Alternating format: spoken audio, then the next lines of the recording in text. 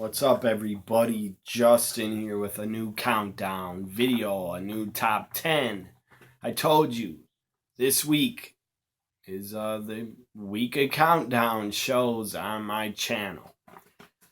As I said, it's a new top 10 countdown. After this one, there's one more countdown that I will upload on my channel tonight. So let's get started. This is my top 10 feuds I loved. Top 10 feuds I loved. I did a countdown last night. Check it out. It's on my channel of top 10 feuds I did not want to see. I should have named it top 10 feuds I hated. But this is the opposite. And thank you to a Twitter follower of mine gave me a suggestion I should do a top 10 feuds I really liked. So thank you for the suggestion. I can't really remember your Twitter account. I'm sorry, but I think it's at D capital MM. Something like that. Anyways, thanks for the suggestion. Let's get to the new countdown. Top 10 feuds I loved. Number 10. Hulk Hogan and Ric Flair. Mostly in WCW. Yes, I understand, and I know Ric Flair lost 98% of their matches on TV and pay-per-views, but so what? To me, they were still entertaining matches. I enjoyed them a lot. Number 10, Hulk Hogan, Ric Flair's feud in WCW in 94, 95, 96, 99, and even in 2000. I still enjoyed watching them face off. Number 9, let's go to the 80s.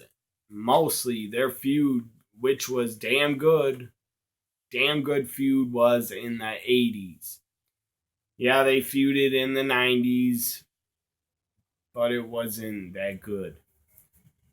Number 9, the Macho Man Randy Savage. One of the greatest of all time. Number 9 feud I loved, the Macho Man Randy Savage and Hulk Hogan. They had a ton of matches in the 80s. Most of them were on house shows, but they were recorded. Some of them are, I think, even on the WWE Network in the old school section where they showed a ton of house shows, where they have a ton of live events that were taped with commentary. So I loved the Macho Man and Hulk Hogan feud. I thought it was great. Before the Mega Powers exploded, they had really good matches and a good feud in 86. They wrestled a lot. They wrestled at Madison Square Garden. I think a lumberjack match. They wrestled at Boston Gardens like twice. They wrestled a lot in 86, and they wrestled again in 89 a lot. So anyways, number 9, the Macho Man Hulk Hogan feud in the 80s. Number 8, another legendary 80s feud. Number 8 is the American Dream, Dusty Rhodes, if you will, baby, against Ric Flair. It was a common man, the American Dream, against the Nature Boy, Ric Flair. My God, it was epic. The matches were damn good. Their main events, a Starrcade 84 and Starrcade 85. They had a big main event match at Great American Bash 86 in a cage, where Dusty won the NWA World title for the final time. At Great American Bash 86. He became a 3-time NWA World Champ. The promos were epic. The promos are legendary that they did to build up their matches. The promos were so good. The matches were really good. Number 8, Dusty Rhodes, Ric Flair feud. Number 7, Macho Man Randy Savage once again. And he's on, he has, Macho Man has 2 spots on this top 10 my favorite feuds. Number 7, Macho Man Randy Savage, Ric Flair. I always enjoyed them feuding. I loved it. The matches were really good. The promos were really good. The fans were invested emotionally in their matches. They were just really damn good. Number 7, Macho Man Ric Flair feud from 92 in the WWF. They had a good feud in 92, 95, and 96 in WCW. So, give me a minute. So I'm back. Again, this is my top 10 feuds in wrestling I loved. Number 7, Macho Man Ric Flair, as I said, 92 WWF. Really good feud to build up. WrestleMania 8. Probably should have been the main event. But I understand why they put Hogan, Sid in the main event, because I guess Vince thought it was Hogan's last match. Also in WCW in 95, 96, I thought they had a good feud and really good matches. So number 7, feuds I loved, Macho Man Ric Flair. Number 6,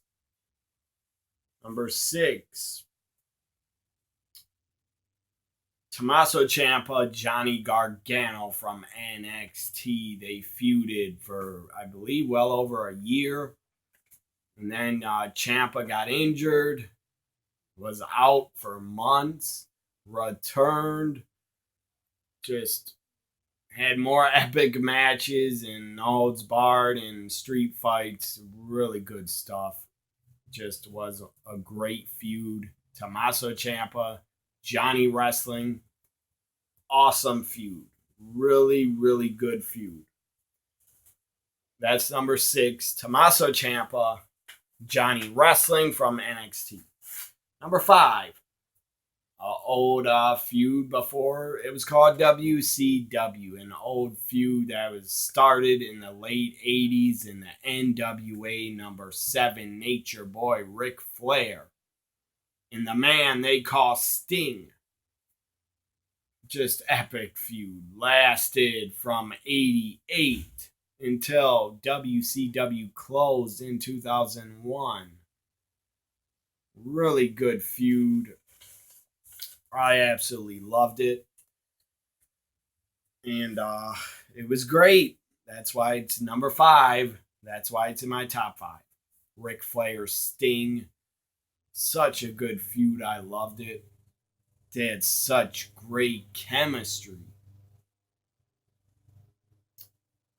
Their first big matchup was at Clash of the Champions number 1 in March of 88. Their final match was on the last ever Nitro in 2001. The only time they didn't wrestle and really not have matches on TV, I think, was in 94, 93, 92, 91. Well, they did wrestle in 91 in January 91 when Ric Flair won the world title back at a live event house show. But they didn't wrestle in 92 because Ric Flair was in WWF. They didn't wrestle in 93. They teamed up a lot. They did not. I can't think of them. They did wrestle in 94. I take that back. They did wrestle in 94 at a Clash of the Champions for the whatever they were calling. They were unifying. I believe the International World title and WCW title. They were putting them together. And Ric Flair won and defeated Sting at the Clash of the Champions. I believe he had help from Sensational Sherry, who was Flair's manager in '94. In '95 they wrestled, I think, on a Nitro. They also wrestled at World War III in '95. Flair turned on Sting at Halloween Havoc '95. That was a great turn. And they didn't wrestle much. They wrestled once in '99. And then they wrestled in 2001. Ric Flair, Sting, awesome feud. One of the best feuds in wrestling. Number four, Raven Tommy Dreamer from ECW. Really good feud. One of the best. It lasted for, I think, 2.5 years or 2 years, and Raven defeated Tommy Dreamer for 2 years straight. Dreamer could not defeat Raven. He could not get a victory over Raven. It was great build-up. It was great storytelling. It was a great storyline. You had Tommy Dreamer. The backstory of the storyline was Tommy Dreamer and Raven went to summer camp together. And then Raven ended up getting Beulah McGillicuddy. He brought her in, and she came into ECW, and she was damn attractive, in my opinion. She was really attractive, and then Dreamer couldn't believe it. They explained on ECW, this was in '95, I believe, because Raven was not in ECW till '95. He was still in WWF in '94 as Johnny Polo, which was not a bad gimmick, but they were never going to push Raven anyways. Vince was not going to push Raven. Paul Heyman got the best out of Raven. And Raven got the best out of Paul Heyman because they came together and their minds came together, and they both loved the Raven gimmick and the Raven character. So Beulah came back, and they were saying she was a fat kid at summer camp, and they knew her, and she came back as a Penthouse pet. And she really did appear in Penthouse magazine. I don't know. I believe in the magazine. I know she posed for Penthouse, but I don't know if it was online or the magazine. So they had a great feud in '95 and '96, even going into the summer of '97, when Tommy Dreamer finally got his only victory, well, not only victory, but finally got a victory over Raven in their feud. He didn't get a victory over Raven for 2 straight years. Lasted 2 years. It was a hell of a feud, one of the best. And he basically defeated Raven. I believe it was a Loser Leaves ECW. He defeated Raven probably only because Raven was going to WCW. If Raven didn't want to leave for a lot more money, I don't think Dreamer would have probably wanted to win. He probably still didn't want to win, but Paul Heyman talked him into it. Or Paul Heyman demanded Dreamer get put over Raven. Dreamer has always explained and said when he was in ECW, he never wanted a belt. He never wanted to be a champion. He never wanted to be a world champion. But again, Paul Heyman forced it on him. Number 4, feuds I loved. Tommy Dreamer, Raven from ECW. Such a great storyline. They even brought up Beulah's pregnant. Beulah announced at a house party 96. She says, or she was explaining she's been sick in the past couple months, throwing up, and Raven starts yelling at her, scolding her on the mic, saying, "You're supposed to take the pill. It says one day at a time, stupid." And then she yells, "I'm pregnant." And she says again, "I'm pregnant." And Raven starts beating up Stevie Richards, thinking the kid's Stevie Richards' kid. But it wasn't Stevie's. Beulah gets on the mic and says, "It's Tommy's." Such great storyline. Such a great storyline. Dreamer comes out, beats the crap out of Raven and Blue Minnie and Nova and Stevie. And Beulah and Tommy hug. Great moment. Number 3. It was recent, from 2019 going back to even 2018. Number 3, my feuds I loved, top 10 feuds I loved. Number 3, Ronda Rousey, Charlotte Flair, Becky Lynch. It was straight fire. Really, it was awesome. Their feud between the three of them didn't really start until like 2 months or a month, I think, before WrestleMania. But still, the build-up was there. Charlotte and Ronda had a match at Survivor Series, so they had history. Becky and Ronda had history. They were supposed to face off at Survivor Series. It never happened because Becky was injured by stupid Nia Jax. Even though Becky getting bloodied, that was probably the best thing that happened to her career because it just got her more over and more popular. So Becky should probably, thank Ronda. Not thank Ronda. Becky should probably thank Nia for busting her face up because it was a great visual on TV. It just got Becky over even more to look like even more of a badass. But just them getting arrested, that segment was great. Ronda and Becky getting put in the back of a cop car fighting. Ronda kicking out the window. And Ronda actually, you can love her or hate her. She loves the business. You can tell. She kicked out the window and cut her leg up. She got cuts and stitches in her leg, in her calf. So obviously, I don't think you would want to kick out a window and potentially get a deep cut in your leg. I don't think you would do that if you did not love wrestling. And also, Ronda got just destroyed with a Singapore cane by Charlotte.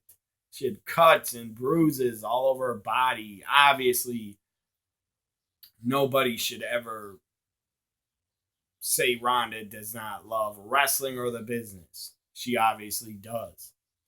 She put her body on the line and took beatings.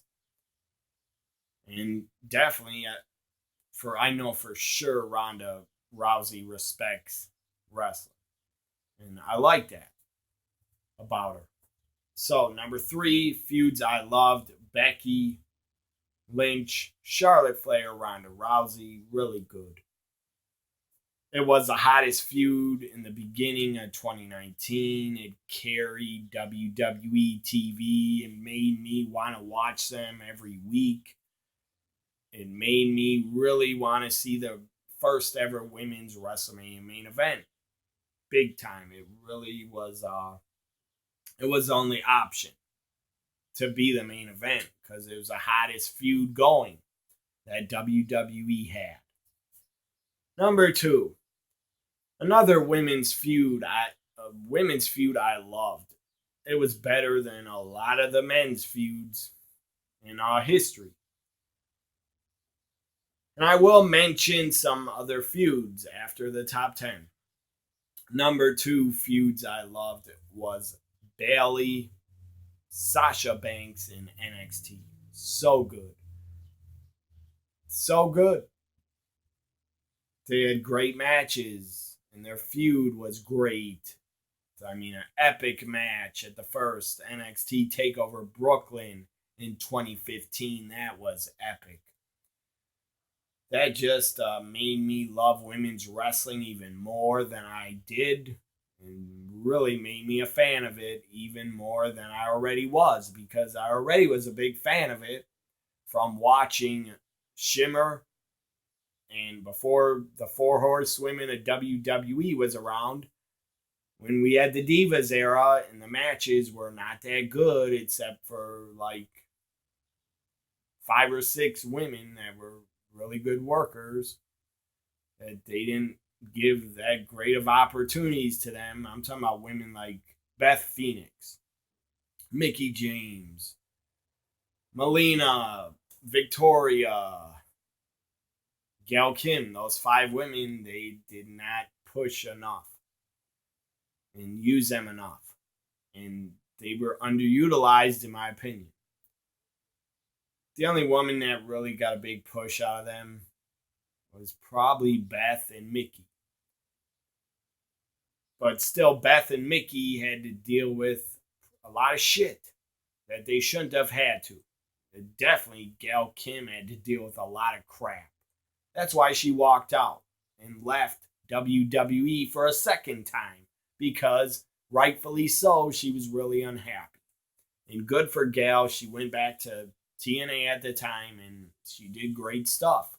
She had a great feud with Taryn Terrell, and really good matches with Taryn Terrell. So, number 2, Bayley, Sasha, that epic match at TakeOver Brooklyn. The fans were just on their feet, going insane. That should have been the fucking main event, in my opinion, of TakeOver Brooklyn. I believe the main event was, I think, a ladder match between Kevin Owens and Finn Balor, I think. And then they had another epic match at TakeOver Respect. I think it's called Respect. Anyways, a women's Iron Man match. 30 minutes. It was damn good. Damn entertaining. The crowd was really hype. It was the main event of that TakeOver. Number 2, Bayley, Sasha's feud from NXT. I absolutely loved. Number 1. Now, I could have gone with, as number 1, I could have said Hogan Andre. I enjoyed their feud in the late 80s. I could have said Steamboat Flair. I loved their feud. I could have said Steamboat Terry Funk. Not Steamboat Terry Funk. Ric Flair Terry Funk in '89. They had a good feud. Number 1 is Shawn Michaels, HBK, and Triple H. In 2002, in 2004, I think 2004 is when they had that Hell in a Cell match, and Last Man Standing at the Royal Rumble. I really enjoyed Triple H Shawn Michaels feud. I thought it was great. They had great matches. Really good matches. Shawn Michaels' return back to WWE. After being gone for 4 years, his return was against Triple H, his best friend, and they tore it up. They tore the house down at SummerSlam 2002. Number 1 feud I loved, Triple H, Shawn Michaels. Now I'm going to do some honorable mentions of other feuds that were really good. Ric Flair, Ricky Steamboat, Randy Orton, John Cena. I thought was really good in 2009 or 2008. I know they had a match at, I think, Breaking Point, where Cena was beaten with a Singapore cane when he was handcuffed on the ring post. That was pretty awesome. And then they had a Iron Man match I thought was good. Cena-Orton's feud was really good, except it went on too long. They were feuding too long and too much. Other good feuds, John Cena, that deserve to be mentioned. John Cena, CM Punk had a really good feud and really good matches. Shawn Michaels, Chris Jericho, they had a great feud in 2003 and 2008, or 2006 or 7, one of those years. The year they had the ladder match at No Mercy, I think it was 06, 07, maybe 08. I'm not sure. I don't have a book or the information in front of me. Other honorable mentions of good feuds: Mankind, Undertaker, one of the best, really good. Vader, Sting, Vader, Cactus Jack. I'm trying to think of others. Uh, there's been a ton of good feuds, a ton of them. I just can't think of anymore. I really wanted to put Asuka on my top 10 feuds I loved, but she wasn't really ever in a long term feud. Not really. I mean, I guess you could say against Bailey because she faced her twice at takeovers. She's faced Charlotte a lot on live events and house shows, but not that much on TV. Maybe 2 or 3 times only on TV. And I'll mention TNA Knockouts. I can't think of TNA Beer Money, Motor City Machine Guns. They had a really good feud. Going back to TNA, when they first started, AMW, America's Most Wanted, against Triple X. Daniels and Elix Skipper, those were really good matches. America's Most Wanted and the New Church, they had really good matches in 2002 and 2003. The Knockouts, Gail Kim, Awesome Kong, they had great matches, really good in TNA. Really good matches for the Knockouts title. I want to say Angelina Love and the Beautiful People had a good feud with, I think, Gail Kim or Roxy Laveau or Roxy. Madison Rain, I think, had a good feud with, I think, Roxy or Tara. I'm not sure. There's been a lot of good feuds in TNA, WCW, WWF, WWE, ECW. There's been a ton of good feuds in wrestling. I can't think of them all to mention. I'll mention another one, Super Crazy and Tajiri and ECW had a really epic, great feud. It lasted about over a year where they had matches with each other.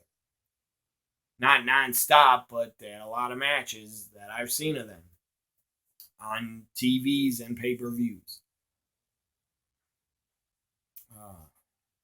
You could say one of the best feuds going back to the 80s. Tag team wrestling, the Midnight Express, the Rock and Roll Express, they deserve to be mentioned. It started in Mid-South. It was really damn good. It went on to the NWA and then WCW. They even still faced each other in 1990.